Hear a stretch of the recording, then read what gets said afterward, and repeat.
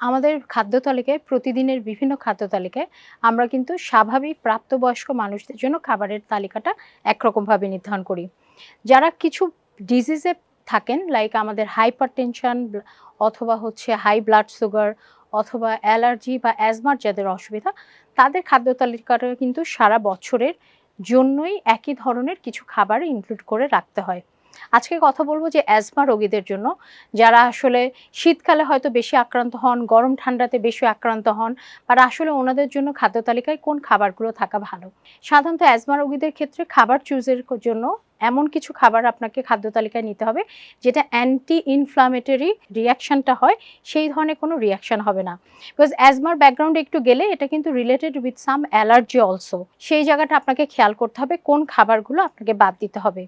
এবং সবচেয়ে সেফ ফুডের মধ্যে আপনাকে চুজ করতে হবে এই সময়, যেটা হচ্ছে হোল গ্রেনস, লিন প্রোটিনস এবং হচ্ছে ভিটামিন সি, ডি, একই সাথে ম্যাগনেসিয়ামযুক্ত খাবার। বিকজ ম্যাগনেসিয়ামযুক্ত যে খাবারগুলো আছে এটা কিন্তু অ্যাজমা রোগীদের জন্য স্পেসিফিক হচ্ছে একটা সাপোর্ট দেয়, যাতে আসলে বেড়ে না যায় এই প্রবণতাটা।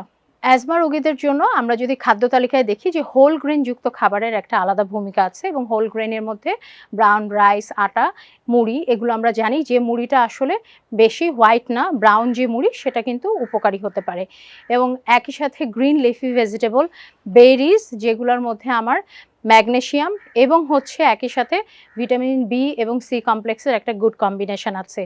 ভিটামিন ডিও খুব ইম্পর্ট্যান্ট আমার অ্যাজমা রোগীদের জন্য। তাহলে ভিটামিন ডির জন্য কিন্তু আমরা গ্রিন লিফি ভেজিটেবলের পাশাপাশি আমরা ডিম খেতে পারি, এবং আমরা পর্যাপ্ত সূর্যালোকে কিন্তু কিছুটা সময় ৩০ থেকে ২৫ মিনিটের যে সময়টা, সেই সময়টা কিন্তু সূর্যের রোদ থেকেও আমরা প্রচুর পরিমাণে ভিটামিন ডি পেতে পারি। একই সাথে অ্যাজমা রোগীদের জন্য খেয়াল করতে হবে প্রসেসড ফুডটা খুবই খারাপ, কারণ প্রসেসড ফুডে কোনো না কোনো প্রিজারভেটিভ থাকতে পারে, যেটা কিনা হচ্ছে অ্যাজমা রোগীদের যে অ্যাজমার টেন্ডেন্সিটা সেটাকে হচ্ছে বাড়িয়ে দিতে পারে।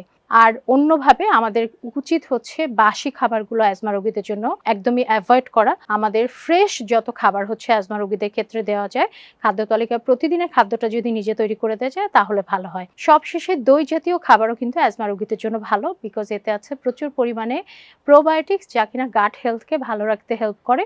এবং গাট হেলথ ভালো থাকা মানে কিন্তু শরীরে কোনো ধরনের ইনফ্লামেশন কিন্তু তৈরি হচ্ছে না। এই ইনফ্লামেশন তৈরি হওয়া থেকে যখনই প্রোটেক্ট করা যাবে শরীর, ডাইজেস্টিভ সিস্টেম যখন কমফোর্টেবল থাকবে, তখন কিন্তু অ্যাজমা রোগীদের জন্য অনেকটাই হচ্ছে উপকারী হবে, এবং মেডিসিন এবং প্রপার যে নিউট্রিশনাল ম্যানেজমেন্টটাকে এনশিওর করা যাবে।